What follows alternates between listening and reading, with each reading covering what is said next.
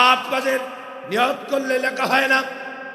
পাপ কাজ করার আগ পর্যন্ত বান্দার জন্য তওবার দরজা খোলা থাকে। আল্লাহ পাক চান আমার বান্দা নাকি এই গুনাহ থেকে ফিরে আসে, কবরের ভয়ে, জাহান্নামের ভয়ে এই অপেক্ষা করতে থাকে। বান্দা যখন পাপ কাজ শুরু করে, হাদিস শরীফের ভিতরে এসেছে, যখন মানুষ জেনা ব্যভিচার করে, মদ খায়, জুয়া খেলায়, তখন তার ভিতরে ঈমান থাকে না। কি থাকে না? জেনাখোর যারা জেনা করে, জেনা করা লিপ্ত অবস্থায় তার ভিতর থেকে কি ঈমান কি হয়? কি হয়? এই জন্য এই সময় যদি কোনো মানুষ মারা যায়, এ জাহান্নামী। বুঝতে পেরেছেন? বুঝতে পেরেছেন? আচ্ছা, এই সময় কি মারা যেতে পারে না? জেনা করা অবস্থায় কি মানুষ মারা যাইতে পারে না? মদ পান করা অবস্থা মানুষ মারা যায় না? হাদিসে আসছে, যখন মদ পান করে, জেনা করে, ব্যভিচার করে, তো তার ভিতর থেকে ঈমানটাকে উঠায় নেওয়া হয়। আবার যখন এই গুনার কাজটা করে ফেললো, এরপরে তার ভিতরে আবার ঈমান ঢুকায় দেওয়া হয়। আর আল্লাহ রাব্বুল আলামিন বলে, আমার বান্দারা বললাম ভাই, দুইটা গুনাহ লিখিস না, আমার বান্দা একটা গুনাহ করছে, একটা লিখবি। আর আমার বান্দা একটা টাকা দান করার জন্য নিয়ত করছে, আমার বান্দার জন্য 10টা টাকার সওয়াব দিয়া দে। আল্লাহ পাক বলেন, মান জাআ বিল হাসানাতি ফালাহু আশরু আমসালিহা। সুবহানাল্লাহ। আমার ভাইরা, ঈমানদার এক কাজ করবে, একটা সব দিবেন 10 গুণ। আমার ভাইরা, কবরের মধ্যে তার মন্দ আমলগুলো লেখা হবে। এরপরে আল্লাহ পাক ফেরেশতাকে বলবে, বান্দার খারাপ আমল এবং বালা আমলগুলো লিখে পুতলা বানা তার কবরের গলার মধ্যে ঝুলাইয়া দিয়ে ফেরেশতা চলে যাক। কিয়ামতের দিন আল্লাহ পাক বলবেন, ইকরা কিতাবাকা কাফা বিনাফসিকাল ইয়াউমা আলাইকা হাসিবা। কিয়ামতের ময়দান যখন কায়েম হয়ে যাবে, কিয়ামতের ময়দানে আল্লাহ অর্ডার দিবে, বান্দারে তোমার বের করা আমল নামা, আর আমল নামাটা তোমার নিজের আমল নিজেই পড়তে থাকো। গলার থেকে করে আমল নামা পড়তে থাকবে আর বলতে থাকবে, আমার জীবনে এত ওয়াক্ত নামাজ পড়েছিলাম, এতটা রোজা রেখেছিলাম, এতটা হজ করেছিলাম, এত যাকাত দিয়েছিলাম, এত দান খায়রাত করেছিলাম, এত মাহফিল করেছিলাম। আবার অপর পৃষ্ঠে লেখা থাকবে, আমার জীবনে এত বোতল মদ খাইছি, এত জেনা ব্যভিচার করছি, এত মদ খেয়েছি, জুয়া খেলাইছি, এতগুলি নামাজ কাজা করেছিলাম, সব লেখা থাকবে। আল্লাহ পাক বলেন, মালি হাযাল কিতাবি লা ইউগাদিরু সগীরাতান ওয়ালা কাবীরাতান ইল্লা আহসাহা। সুবহানাল্লাহ বলেন। আমল নামা দেখে নিজে অবাক হয়ে যাবে, আরে আমার জীবনে ছোট ছোট আমল, বড় বড় আমল, সব দিকে আমাদের লেখা আছে। আল্লাহু আকবার। হাসরের দিন বড় বড় সাক্ষী কয়েকটা হবে, এর ভিতরে একটা হবে নিজের শরীর। বুঝতে পেরেছেন? কি হবে ভাই? আর একটা হবে জমিন, আর একটা হবে ফেরেশতারা, আর একটা হবে আমলনামা। হাদিসে আসছে 4টা সাক্ষী, এগুলাকে কিতাবের ভাষায় বলা রাজ সাক্ষী, মানে বড় সাক্ষী। ফাঁকি দেওয়ার সুযোগ আছে? কথা বলে ফাঁকি দেওয়ার সুযোগ আছে? আপনারা বলেন, এই কবরে যেতে হবে আমাদেরকে? কথা বলে না, কবরে যেতে হবে। তাহলে কবরে যাওয়ার পরে আমরা সংশোধন হব, না কবরে যাওয়ার আগে সংশোধন হব? কথা বলে না কেন? কখন সংশোধন হতে হবে? আমার ভাইরা, হারে যে কোনো ভাবে অ্যাক্সিডেন্টে হোক, পানির নিচে হোক, আগুন লেগে হোক, যদি মরণ হয়ে যায়, আর যদি ভুলের মধ্যে থেকে মরে যায়, তওবা করার কোনো সুযোগ হবে? কথা বলার সুযোগ হবে? আমার ভাইরা, কি ভাই অসুবিধা হচ্ছে আপনাদের? অসুবিধা হচ্ছে না তো? আপনার মানুষ আরো বাড়ত, এটা কবরের ওয়াজ হচ্ছে, বুঝেন না এই কথা? কিন্তু কোন ওয়াজে যে মানুষ আরো বাড়ত, এটা তো আমি জানি। যাই হোক, আমরা একটা কবরের ওয়াজ, কবরস্থানের পাশে আসছি, আমরা দিলটাকে নরম করে দিই, ঠিক কিনা খান ভাই? হাজি গাজি, ধনী গরিব, প্রেসিডেন্ট আর আপনার গরিব, মিসকিন, এতিম, সবাই আমরা এক পথের প্রতীক। সেটা হলো আমরা সবাই মৃত্যুবরণ করতে হবে, ঠিক কিনা খান? সবাই মৃত্যুবরণ করতে হবে। একদিন দুনিয়া ছেড়ে আমাদেরকে কি করতে হবে? যেতে হবে। আমার ভাইরা শোনেন, মানুষ আজকে দেখে একটা ওয়াদা করতে হবে আপনাদের। করবেন? দেখেছে ওয়াদাটা করবেন? এক নম্বর ওয়াদা হলো আমরা 5 ওয়াক্ত নামাজ পড়ব। দেখেছি হাত ধরে উঠা, লিল্লাহি তাকবীর, লিল্লাহি তাকবীর। আমি কিন্তু মুসাফির, চট্টগ্রাম গতকালকে মাহফিল করে আপনারা এখানে আসছি। বিশ্বাস করবেন কিনা জানি না, আমার ভিতরে কি আপনাদের মতো হাড় আছে না? কথা বলেন না। আমার লাঞ্চ আছে না? আপনার যেমন পরিশ্রম লাগে আমার পরিশ্রম লাগে না? কিন্তু আগামীকাল আবার মাহফিল হলো কক্সবাজারের পেপুয়া, বুঝতে পেরেছেন? এই যে ঝার্নিং রানিং, এরপরেও কথা বলতেছি। আল্লাহ তাআলা তৌফিক দেওক আমাকে আরো কথা বলা। সবাই বলেন আমিন। সম্মানিত ভাইরা, আল্লাহ পাকের দরবারে আমাদের হিসাব দিতে হবে, দিতে হবে না? জাহান্নাম জান্নাত আছে না নাই? যারা নাফরমান হবে তারা জাহান্নামে যাবে। দুনিয়াটা হলো পরীক্ষার হল।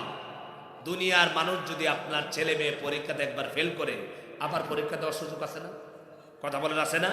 কিন্তু একটা মানুষ বেনামাজি হইয়া কবরে চলে গেল, সে কি আসতে পারবে? কথা বলে আসতে পারবে?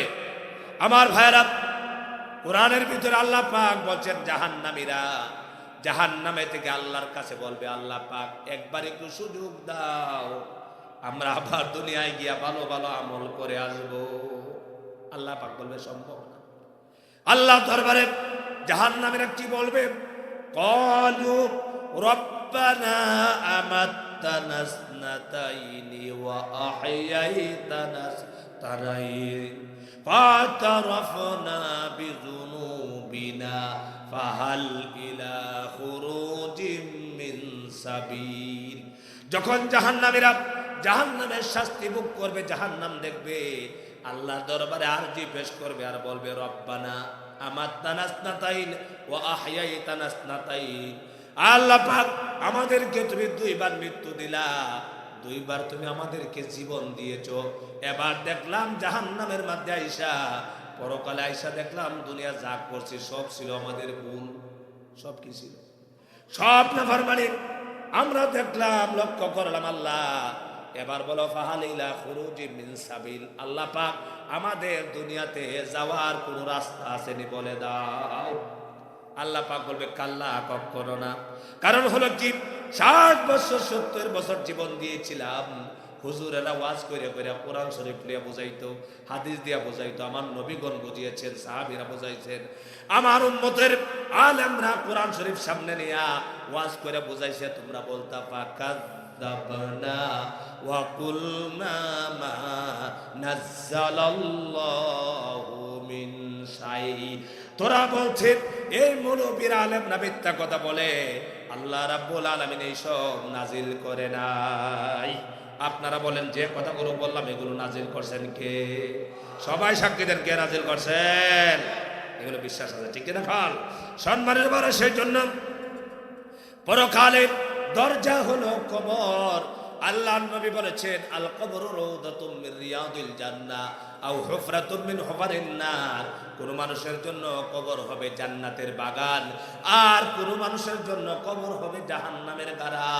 আল্লাহ পাক যেন আমরা সকলের জন্য কবরকে জান্নাতের বাগান বানায় দেয়। সবাই বলেন আমিন। আর আমার ভাইরা, মা বাবার জন্য কবরের পাশে গিয়া দোয়া করবে, আর কবরের পাশ দিয়া যখন যাবেন কেউ ভুলেও গান বাজাবেন না, পারবেন?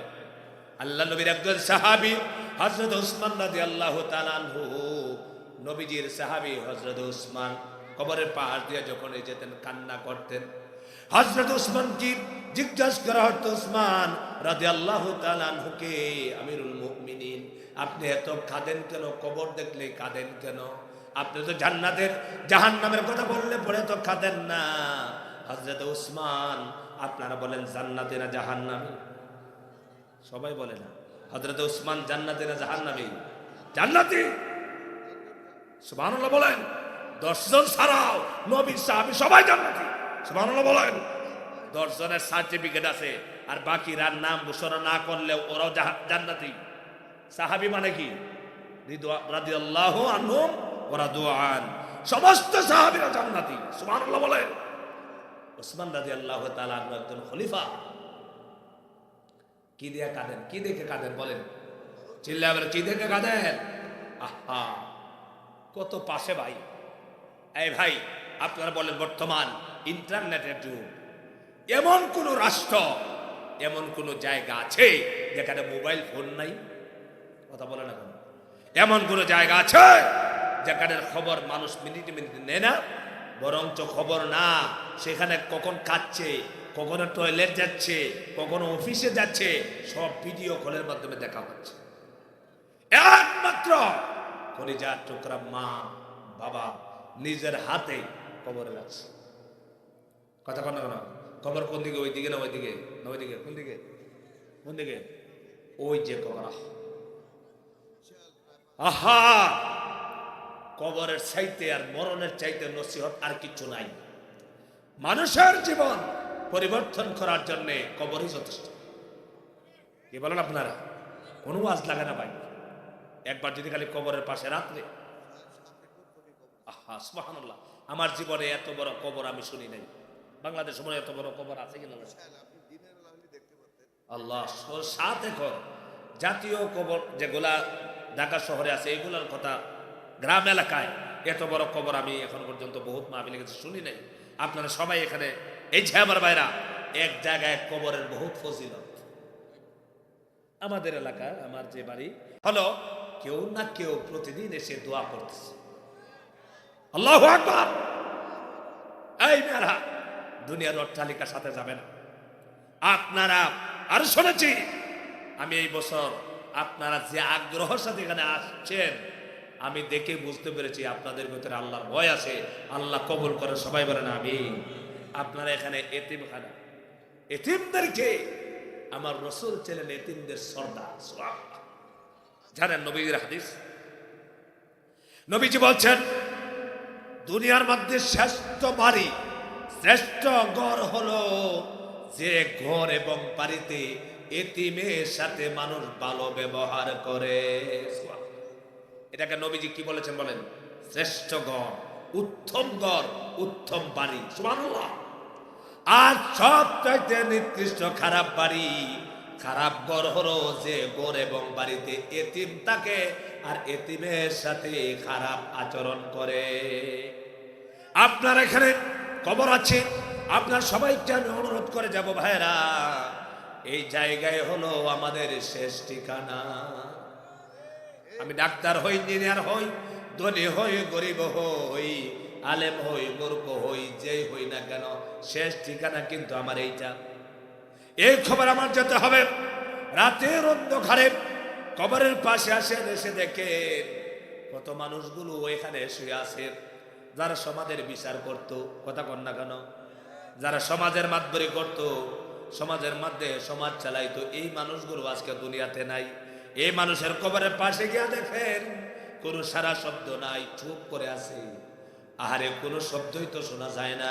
কতগুলি মানুষ, এই মানুষগুলো যদি একসাথে উঠে আসে, এই বিশাল একটা জামাত হবে কিনা কন? বিশাল একটা জামাত হবে। এত মানুষ এখানে শুয়ে আছেন, পাশে যাবেন, কোনো আওয়াজ নাই।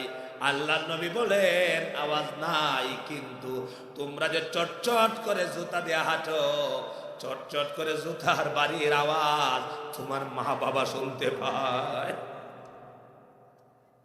আমার ভাইরা, এই জন্য আল্লাহ বলেন মরে গেছে, ফসে গেছে, মাটির সাথে বেঁচে গেছে তাই নয়।